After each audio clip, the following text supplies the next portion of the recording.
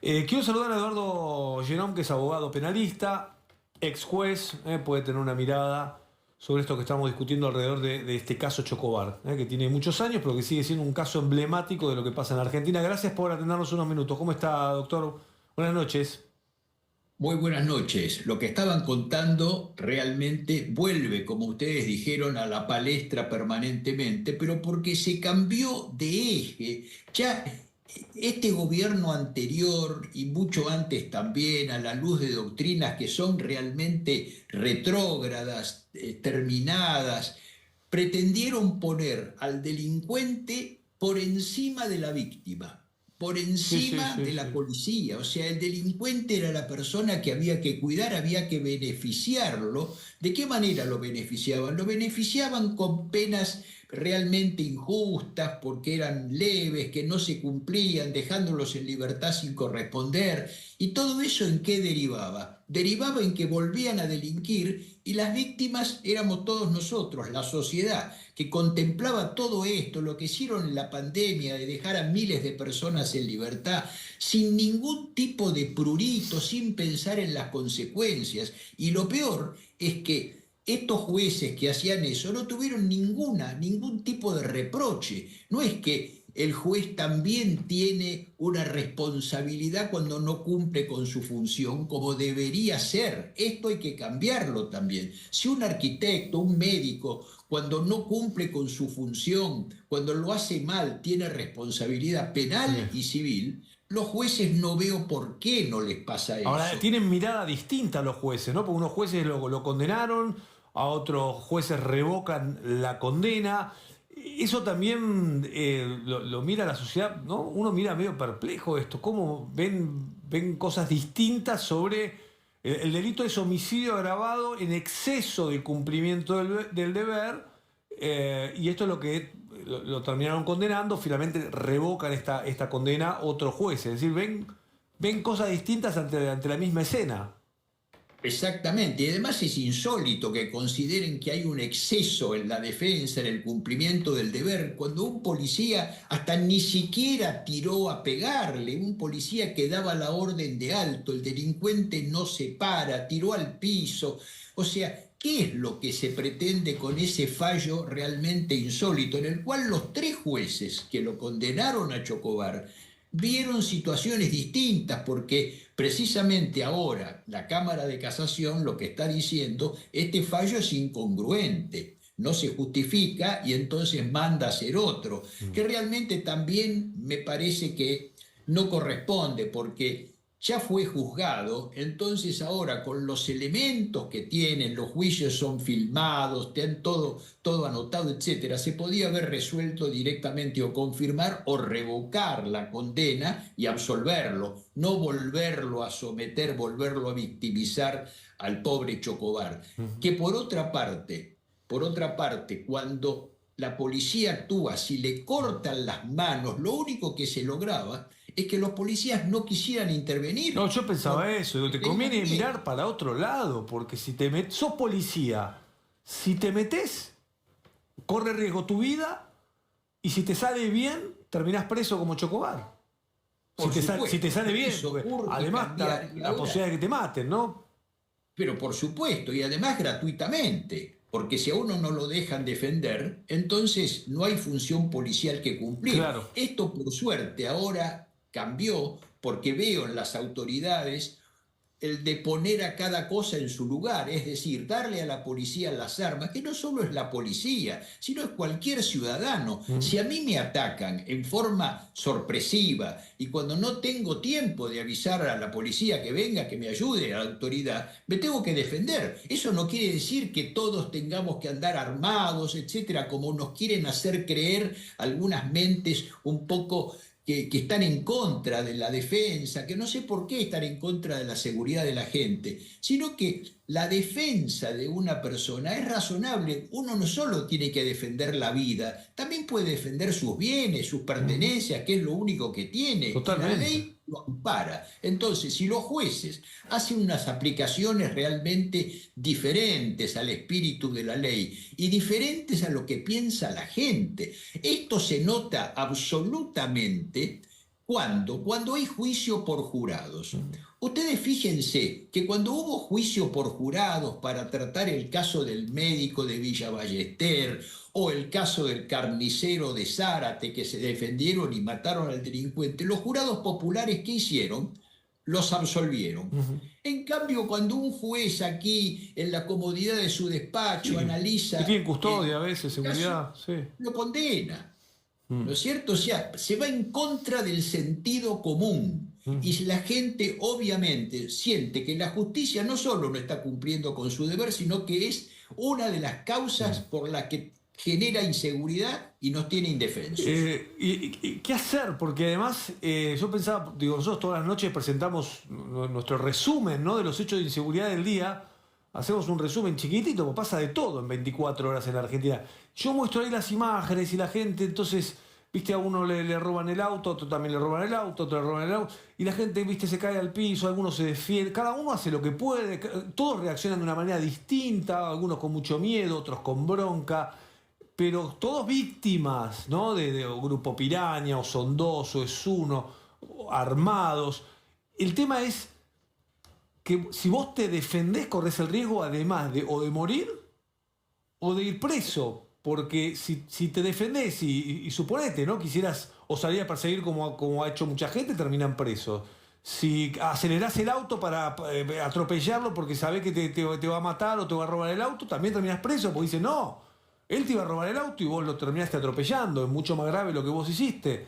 Entonces vos tenés que hacer así, correrte, que te peguen en la cabeza, te pateen a vos, a tus hijos y se lleven el auto. Listo. Hay que vivir Bueno, así. precisamente lo que hay que hacer es cambiar la legislación, cambiar la letra de la ley, porque si esta ley permite a los jueces hacer, cada uno lo interprete como quiera, entonces hay que cambiar la ley para que la justicia no tenga posibilidades de hacer interpretaciones absurdas.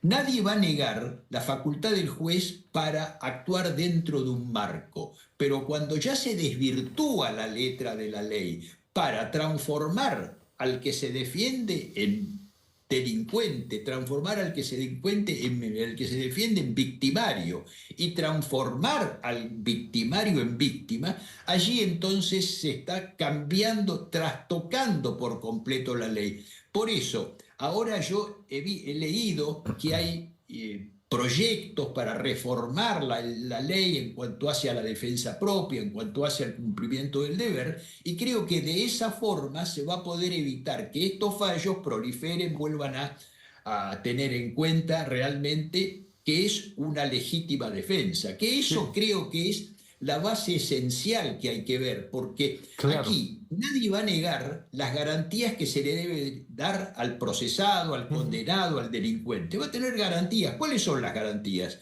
La de tener un juicio justo, pero nada más que eso, Mm. porque también las garantías son de la víctima. ¿Y cuáles son las garantías de la víctima, las garantías de la sociedad, de todos nosotros? Que el que comete un hecho injusto, comete un delito, sea condenado y que cumpla la pena. No que se encuentren subterfugios, que porque haya hecho un curso de lo que sea, se le da por cumplido 6 meses, un año, que se le den penas de prisión en suspenso o que realmente se le dé una prisión domiciliaria a gente que no debería estar. O sea que es todo un trastocamiento de la seguridad ciudadana. Estamos sometidos a dos cosas, digo, o a la violencia. Es terrible eso, pero si no hay seguridad, si no mejora la seguridad, el resultado es que la gente de bien se vuelve violenta. Porque a vos te roban una vez, 2 veces, 3 veces, 4 veces, te lastiman, te pegan, te entraron a la casa, te roban el auto. Yo estoy contando lo que yo veo y transmito todas las noches, lamentablemente, de las historias de la gente. Vos ves que lo robaron 4 veces, 5 veces. A la quinta escuchás el testimonio que te dice, no, yo ahora salgo armado. El otro te dice, no, yo ahora me defiendo. No, yo ahora puse alarma, puse reja, puse... Es decir, el estado de ánimo de gente trabajadora se volvió violento. O sea, porque realmente para reaccionar tenés que estar con una emoción violenta, ¿no? Para golpear a alguien, para lastimarlo, para matarlo, para atropellar. Digo, tenés que tener una emoción violenta. Entonces, Pero por fíjate a qué supuesto, estás porque eso, condenado, a ser un violento, porque es eso o someterte a que te maten o te sometan a robarte todo el tiempo tus cosas, ¿no? un Pero por trabajo. supuesto, porque eso proviene de cuando el Estado está ausente, precisamente cuando tenían el Estado omnipresente en todos lados. Ese Estado se metía en todo, menos en las cosas que el Estado tenía que meterse, entre ellos la seguridad. Sí, Ahí totalmente. no cuidaba a la gente, bajo ningún punto de No, no. vista. No había justicia, no había policía, no había protección, no había nada. Entonces, el ciudadano estaba inerme. Quiere decir que cuando el Estado tiene que cumplir su función, que es esa, no la cumple y en cambio la cumplía en 100 otras cosas que no debe meterse. Creo que está cambiando esa mentalidad, que como decía el presidente, esa mentalidad que imperó a raíz de Zaffarón y Sí, sí. compañía, todos sus adláteres que tenían esas doctrinas que no eran garantistas, eran doctrinas abolicionistas, porque lo que pretendía era no aplicar la ley. Eso no es Claro. una garantía. Eso es una abolición del derecho penal. Entonces, eso está cambiando o ha cambiado y está bueno que lo haga, que se formen generaciones de abogados que después van a ser defensores, van a ser jueces, van a ser fiscales, pero con otra mentalidad, no con la de favorecer al delincuente, sino la de tener en cuenta a la sociedad, que no sufra esta Sí. inseguridad terrible que está teniendo. Lo lleva a un tema más, que, es que lo plantea el gobierno, por eso se lo pregunto. El gobierno estaría planteando presentar esta semana o a más tardar la semana que viene, presentar un proyecto de ley para bajar la edad de imputabilidad y quería preguntar cuál es su mirada, de qué estamos hablando puntualmente, ¿será a partir de los 14, de los 15 años? ¿Se los trataría como adultos? Porque hay mucha confusión alrededor de esto, ¿no? No es que, por lo que tengo entendido, el proyecto del gobierno no es que pretende que a los 15 años vaya a la misma cárcel que un adulto, pero sí pretende que pague, que no vaya a la casa con su mamá y su papá o con quien viva, con quien conviva, sino que tenga una condena que pague por el delito, ¿no?, que haya cometido. Por supuesto, porque esto tiene dos aspectos. Primero, aquí en la Argentina, la imputabilidad, que significa que recién puede ser sometido a juicio un menor desde los 16 años. Punto uno, ¿cómo estamos en el mundo con esto? Ningún país tiene esta edad de imputabilidad, todos la tienen más bajo, pero todos la tienen más bajo en Latinoamérica, en los vecinos, en América, en Europa, todos la tienen desde los 14, desde los 12, desde los 13 años. Entonces ya de por sí tenemos que partir de la base que estamos mal ubicados en el mundo. Segundo, si realmente a los 14 años, pongamos, un menor ya comprende perfectamente bien qué es el bien y qué es el mal. Ya lo sabe perfectamente bien, ya es usado inclusive por las bandas para cometer delitos a sabiendas de que es inimputable. Y si a ese menor, cuando empieza a delinquir con delitos menores quizás, no hay presencia del Estado para impedir que eso se continúe, para resocializarlo, para de alguna manera sacarlo de ese lugar que lo ha llevado a cometer delitos, porque donde vive, en el lugar de sus amigos, etcétera, ha llegado a esa condición de robar, de matar, de cometer hechos que primero son leves, después van haciendo de a poco más violentos. Entonces quiere decir que el Estado debe sacarlos de ese lugar. ¿De qué manera? ¿Todos a la cárcel? No, porque primero no existe que haya suficientes cárceles para 14 años y que además un menor que vaya a la cárcel salga bien. No, pero tiene que haber establecimientos, tiene que haber lugares donde los acojan. Lógicamente, si se comete un delito menor, no va a ser necesario que vaya a la cárcel ese chico de 14 años, pero quizás va a tener que someterse a un sistema, a un régimen que lo aparte del lugar donde vive, de la casa donde lo ha llevado el delito, que lo controlen, que le Mm. obliguen a estudiar, que le enseñen pautas de trabajo, y si realmente incumple con esas situaciones, entonces allí se estará agravando. Pero Es es cierto que la necesario ley que no va a aquí. resolver, por ahí resuelve el tema de que estén delincuentes en la calle, ¿no? Estas banditas, estos grupos piraña que atacan, ¿no? Que tienen 15, 16 años, andan atacando a la gente, pero no va a resolver el enorme problema social, ¿no? Es decir, es una ley, resuelve una parte chiquitita del problema, después queda un enorme problema social, ¿no? Por supuesto, el problema social es una cosa que va a ser de mucho más largo alcance. Si no hay un arreglo social, solamente con lo otro no podamos a poder lograr erradicar la delincuencia juvenil. Pero creo que por algo hay que empezar, Sí, sí. de a poco. En este caso, vamos a tener que empezar Y con para lo que no los mínimo, usen, ¿no? Para que no para los que no usen los los usen y adultos. para Los que adultos los puedan mandan al ser frente.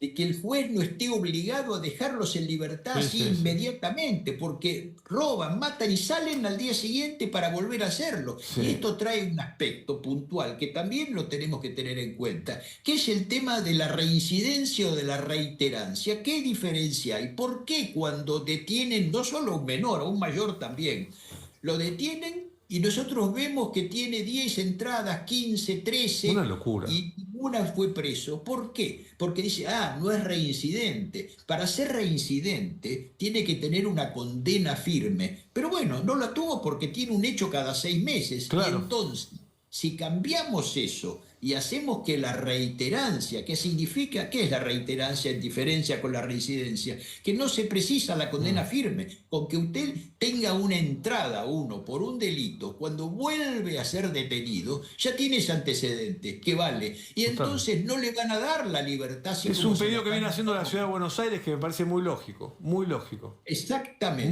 lógico. Eso es una cosa elemental para hacerse y que va por lo menos va a hacer que ese individuo Sí, no va sí. a seguir delinquiendo La directamente policía en te ha dicho función muchas pública. veces, ya lo detuvimos 7 veces, 10 veces, a él 15 veces, otra vez lo tiene que ir a perseguir, otra vez adulto o menor, digo, lo tiene que detener 1000 veces por esto que explica muy bien Eduardo Jerome con mucha claridad sobre la reiterancia.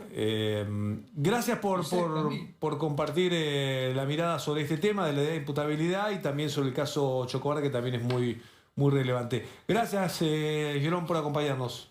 Gracias a ustedes. Muy amable.